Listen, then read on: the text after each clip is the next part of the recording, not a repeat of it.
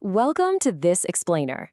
I'm Dr. Chem, and, well, imagine stepping inside a perfectly pristine, glowing, futuristic nanotechnology lab with me right now. We're going to take a journey. We're going to zoom all the way down from our macroscopic universe, past the realm of cells, past individual molecules, right down into the fundamental atomic lattice. Our subject today, Scanning Tunneling Spectroscopy, or STS.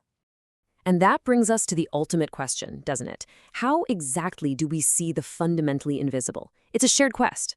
See, we aren't just trying to map out the physical shape or the tiny bumps and grooves of matter. No, we're attempting to read its hidden electronic soul. We want to know where the electrons actually live, what their energy states are, and how they behave down there at the quantum level. Now, let's draw a pretty sharp contrast right off the bat. You're probably already familiar with standard scanning tunneling microscopy, STM. And STM is amazing, right? It operates primarily by tracing the topographic physical contours of a surface. It's kind of like a tiny record player needle, moving over the grooves of a vinyl record. But our focus today, STS, goes a whole dimension deeper.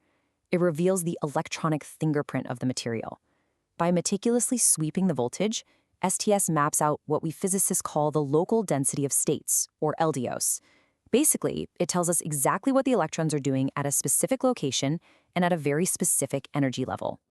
Of course, to capture these incredibly delicate electronic fingerprints, you can't just slap an STS machine on a standard lab bench. The extreme conditions required are just mind-blowing. First off, we need an ultra-high vacuum. We're talking around 10 to the negative 11 torr. That is literally emptier than the vacuum of deep space. Why? To ensure absolutely zero rogue gas molecules crash into our atomic canvas.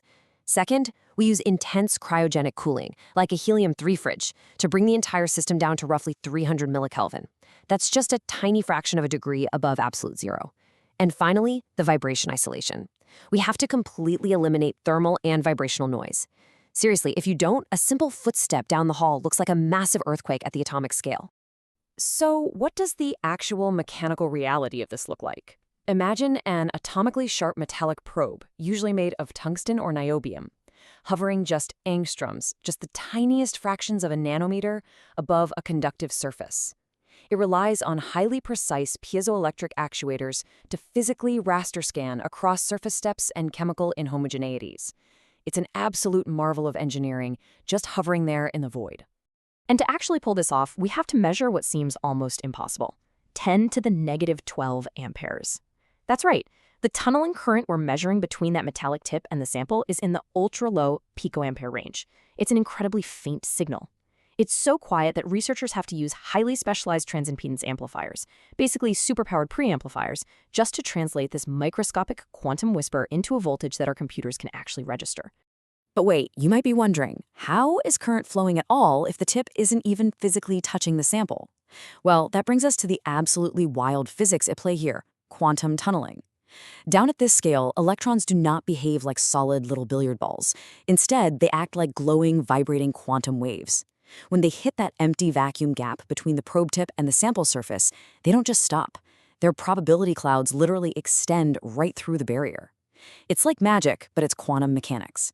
A tiny fraction of these electrons successfully tunnel across, even though their probability of making it decays exponentially for every single angstrom of distance. Okay, I have to take a second to completely geek out over Julian Chen's theoretical model here, because the math is just beautiful. It unlocks this whole quantum realm by simplifying the incredibly complex geometry of the tip right down to a single acting atom at its very apex. By expanding the unperturbed wave functions in both spherical and parabolic coordinates, I know it sounds intense, but doing this allows us to accurately calculate the tunneling matrix elements across that vacuum barrier. And the best part? Chen's derivative rule translates all that hardcore math directly into those stunning, three-dimensional atomic landscapes we actually observe in the lab. It's how we mathematically predict the glowing energy fields of the sample's surface. The tunneling matrix element is directly proportional to the derivative of the sample's wave function right at the center of that acting tip atom. So it literally turns theoretical physics into a tangible visual map you can see. So how do we extract that specific energy data without it getting drowned out by noise? Researchers use a brilliantly sensitive technique called the lock-in amplifier method. Think of it like trying to tune into a very faint, very specific radio station in a room that's just blasting with static. First, we superimpose a tiny high-frequency AC dither voltage right on top of our DC voltage sweep. Then we demodulate the resulting current signal at that exact same frequency. By doing this, we perfectly isolate our target data, the differential conductance, or DI/dV. Once we've isolated that signal, we strike gold. By taking the derivative of the current with respect to voltage, extracting that dI/dV, we capture a high signal-to-noise ratio MAC. And why is this absolutely crucial? Because under the right conditions, dI/dV is directly proportional to the sample's local density of states.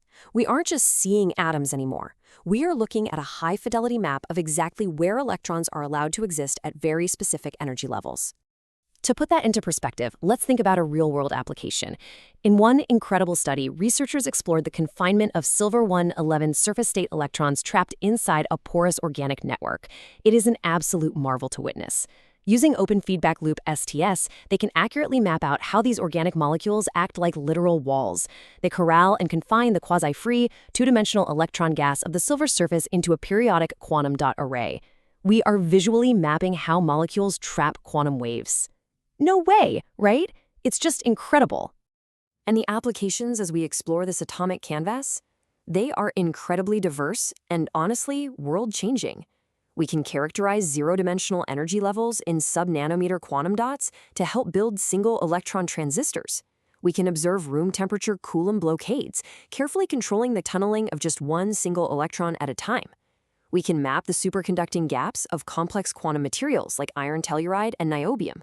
Oh, and we can even perform quasi-particle interference, or QPI imaging, which lets us infer momentum space electronic structures purely from real space density maps. It is a massive, game-changing leap forward in materials science. There's a quote from the literature that I think summarizes the sheer power of this whole technique perfectly. It states that STS enables the local, energy-resolved investigation of a sample's surface density of states, providing access to the energy dependence of the LDOS and enabling the local characterization of physical and chemical properties. Honestly, that's just a formal way of saying that scanning tunneling spectroscopy is the ultimate tool for reading the atomic universe. And that brings us to the end of this explainer. As we mentally pull back from these individual glowing atoms, zooming out of that freezing, ultra-high vacuum chamber and back into our macroscopic world, we're left with a huge question. As we learn to manipulate the atomic scale with such incredible pinpoint precision, how will this invisible quantum realm transform our macroscopic world? I mean, next-generation electronics, ultra-powerful quantum computers, advanced materials, they're all being born right now, right under the microscopic tip of the STM. Thank you so much for joining me, Dr. Chem, on this journey into the nanoscale. Keep learning, keep exploring, and I'll see you next time.